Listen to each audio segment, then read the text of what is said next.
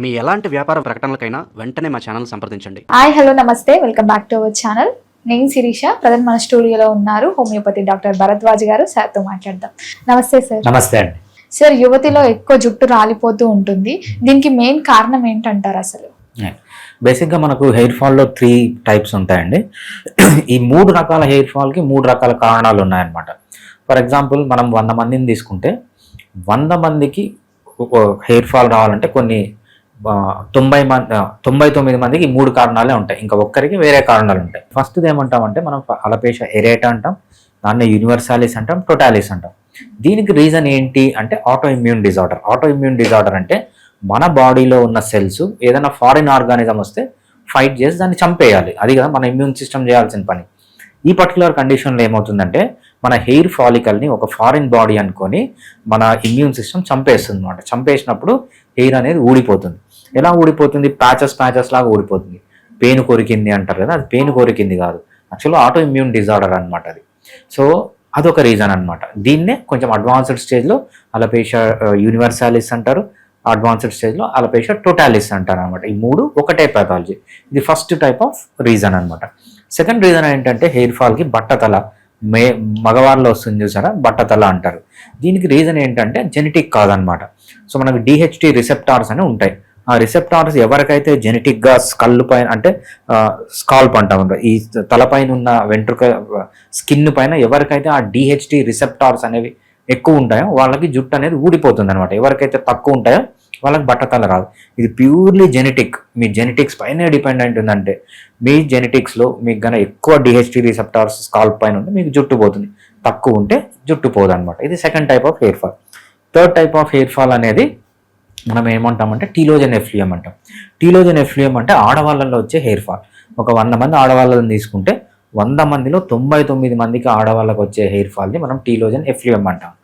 ఈ టీలోజన్ ఎఫ్లియంకి చాలా రీజన్స్ ఉన్నాయి.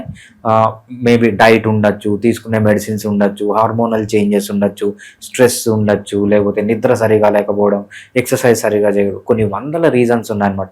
తీసుకునే మెడిసిన్స్ వల్ల ప్రాబ్లం ఉండొచ్చు, చాలా రీజన్స్ ఉన్నాయన్నమాట. సో బేసిక్గా ఈ 3 రకాల కారణాలు ఉంటాయి. హోమియోపతిలో ఏది బెటర్గా మనం ట్రీట్ చేయొచ్చు అంటే ఒక్క బట్టతల తప్ప మనము టీలోజన్ ఎఫ్లియం అయినా కానీ లేకపోతే పేను కొరుకుడు కానీ మనం మంచిగా హోమియోపతిలో ట్రీట్ చేయొచ్చు. సక్సెస్ రేట్ అనేది చాలా ఎక్కువ ఉంటుంది. టీలోజన్ ఎఫ్లియం పేను కొరుకుడులో అయితే మనకు 70 to 80% సక్సెస్ రేట్ ఉంటుంది. అలపేషియా ఎరేటాలో టీలోజన్ ఎఫ్లియంలో అయితే ఆల్మోస్ట్ 99%. ఆడవాళ్ళల్లో వచ్చే హెయిర్ ఫాల్ హోమియోపతిలో ఆల్మోస్ట్ 99% తగ్గిపోతుంది అనమాట. అంత ఎఫెక్టివ్గా హోమియోపతిలో మనము ఈ హెయిర్ ఫాల్ ట్రీట్మెంట్ చేసుకోవచ్చు. సార్, చాలా మంది అంటుంటారు స్ట్రెస్ ఉండడం వల్ల కూడా హెయిర్ ఫాల్ అవుతుంది, జుట్టు రాలుతూ ఉంటుందని. అది కరెక్టేనా? స్ట్రెస్ ఉండడం వల్ల వచ్చే హెయిర్ ఫాల్ని మనం ఏమంటామంటే టీలోజన్ ఎఫ్లియం అంటాం అనమాట. టీలోజన్ ఎఫ్లియం అనే హెయిర్ ఫాల్ మగవాళ్ళల్లో ఉంటుంది, ఆడవాళ్ళల్లో ఉంటుంది. బట్ ఆడవాళ్ళల్లో మనం 100 మంది ఆడవాళ్ళలో తీసుకుంటే వాళ్ళలో 99 మందికి వచ్చే హెయిర్ ఫాల్ని మనము టీలోజన్ ఎఫ్లియం అంటాం. ఈ టీలోజన్ ఎఫ్లియంకి చాలా రీజన్స్ ఉన్నాయి. ఆ రీజన్లో వన్ ఆఫ్ ది రీజన్స్ వచ్చి స్ట్రెస్ అనమాట. స్ట్రెస్ అప్పుడు ఏమవుతుంది, మనకు అడ్రినలిన్, కార్టిజాల్ అనే హార్మోన్స్ రిలీజ్ అవుతాయి. ఎప్పుడైతే అడ్రినలిన్, కార్టిజాల్ అనే హార్మోన్స్ రిలీజ్ అవుతాయో విమెన్ యొక్క మెటబాలిక్ ప్రాసెస్లో చేంజ్ వస్తుంది, విమెన్ యొక్క హార్మోన్స్లో చేంజ్ వస్తుంది, వాళ్ళు తీసుకునే డైట్లో చేంజ్ వస్తుంది, వాళ్ళు తినే తిండి తినడంలో చేంజ్ వస్తుంది, అబ్జార్ప్షన్ చేసుకోవడంలో చేంజ్ వస్తుంది.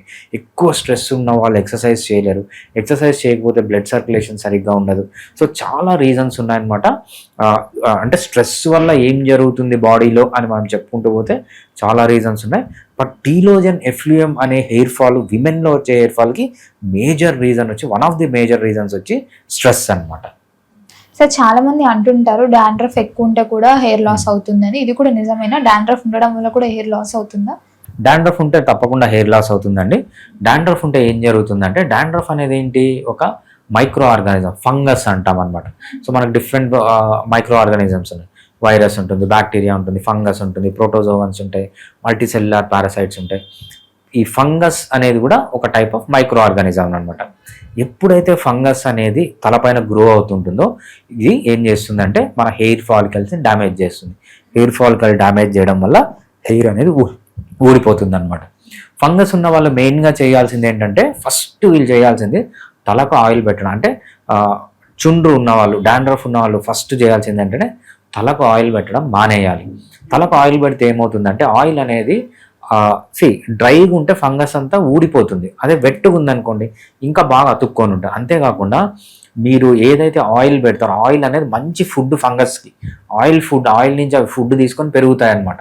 సో అందుకు మీరు ఏం చేస్తారంటే ఎప్పుడన్నా మీకు డాండ్రఫ్ ఉంటే ఫస్ట్ చేయాల్సింది ఆయిల్ పెట్టకూడదు, ఆల్టర్నేట్ డేస్ తలస్నానం చేయాలి. దాంతోపాటు హోమియోపతి మెడిసిన్స్ వాడితే ఆల్మోస్ట్ 95% మనం డాండ్రఫ్కి దూరంగా ఉండొచ్చు. అది ఎంత టఫ్ డాండ్రఫ్ అయినా, వాళ్ళకి 10 సంవత్సరాల నుంచి ఉండొచ్చు, 20 సంవత్సరాల నుంచి ఉండొచ్చు. మొన్ననే ఒక పేషెంట్ వచ్చాడనమాట. ఆ పేషెంట్ ఆయన వస్తూనే డాండ్రఫ్ రాలుతూ ఉంటుంది, అంత డాండ్రఫ్ ఉంటుంది అనమాట ఆయనకి. సింపుల్ విత్ ఇన్ 1 monthలో మంచి రిలీఫ్ వచ్చింది పేషెంట్కి. రెండు చెప్తాం. ఫస్ట్ ఆయిల్ పెట్టడం మానేసి ఆల్టర్నేట్ డే తలస్నానం చేసి హోమియోపతి మెడిసిన్ వాడు. ఎటువంటి డాండ్రఫ్ అయినా మంచిగా తగ్గిపోతుంది హోమియోపతిలో డాండ్రఫ్కి సైడ్ ఎఫెక్ట్స్ లేని ట్రీట్మెంట్. ఆయుర్వేద, యునాని, సిద్ధ మీరు ఏదన్నా తీసుకోండి, బెటర్ ట్రీట్మెంట్ అనేది డాండ్రఫ్కి హోమియోపతిలో ఉంటుంది. సార్ చాలా మంది హెయిర్ గ్రోత్ కి చాలా టిప్స్ యూస్ చేస్తుంటారు కదా, మరి మెయిన్లీ ఫుడ్ కూడా ఇంపార్టెంట్. మరి ఎలాంటి ఫుడ్ తీసుకుంటే హెయిర్ మంచి గ్రోత్ ఉంటుందంటారు? హెయిర్ ఫాల్ మనం కాపాడాలి అంటే మనం ఫస్ట్ చేయాల్సింది ఏంటంటే మంచి వెరైటీ ఆఫ్ ఫుడ్ తీసుకోవాలి. మనకు ఆ ఫుడ్ తీసుకున్నప్పుడు డిఫరెంట్ విటమిన్స్ రావాలి, డిఫరెంట్ మినరల్స్ రావాలి, బాగా మంచి హెల్దీ ఫ్యాట్స్ రావాలి, అదేవిధంగా ప్రోటీన్స్ రావాలి. ఈ 5 కనుక వస్తే జుట్టు అనేది బాగా హెల్దీగా ఉంటుంది. ఈ 5 రావాలంటే ఫస్ట్ చేయాల్సింది కార్బోహైడ్రేట్స్ మానేయాలి. తేనె, బెల్లము, చక్కెర కంప్లీట్గా స్టాప్ చేయాలి. దాంతోపాటు పిండి పదార్థం తగ్గించాలి, తీయగున్న ఫ్రూట్స్ తగ్గించాలన్నమాట. ఇవి ఫస్ట్ చేయాల్సిన పని. ఇవి చేయకూడని ఏమేమి చెయ్యాలి అంటే బాగా ఆకుకూరలు తినండి, వెరైటీ ఆఫ్ ఆకుకూరలు, వెరైటీ ఆఫ్ కాయగూరలు, వెరైటీ ఆఫ్ పల్సెస్ అంటే పప్పు దినుసులు, వెరైటీ నట్స్ తినండి, బాగా సీడ్స్ తినండి, రోజు ఎగ్స్ తినండి, బాగా మీట్ తినండి, అన్ని రకాల మీటు తినచ్చు.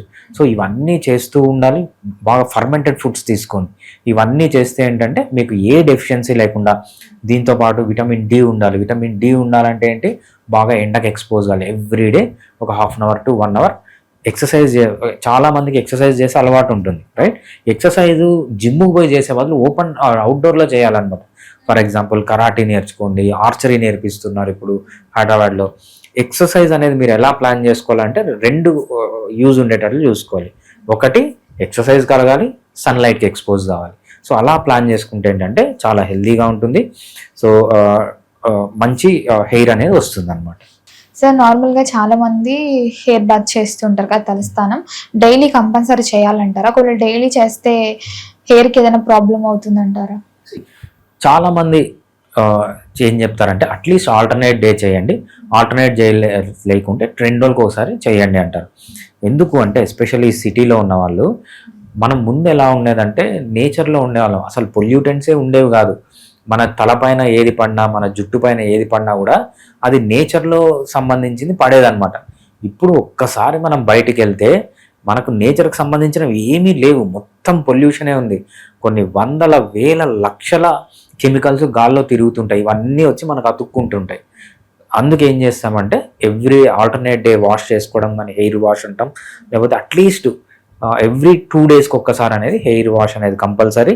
ఆ హెయిర్ వాష్ కూడా మంచిగా షాంపూ వేసుకొని, షాంపూ కూడా మైల్డ్ షాంపూ, చిన్నపిల్లలకు వాడదాం చూసారా, జాన్సన్ బేబీ షాంపూ కానీ ఏదన్నా ఒక బ్రాండ్, చిన్నపిల్లలకు వాడే బ్రాండ్ని యూస్ చేయడం చాలా మంచిదన్నమాట. డైలీ చేయొద్దు అంటారా తలస్నానం? డైలీ కొంతమందికి చేస్తే ఏం ప్రాబ్లం లేదండి, బట్ అట్లీస్ట్ డైలీ చేసినా ఏం ప్రాబ్లం లేదు. సో అట్లీస్ట్ ఆల్టర్నేట్ డే కానీ 2 days once కానీ చేయడం అనేది చాలా మంచిది.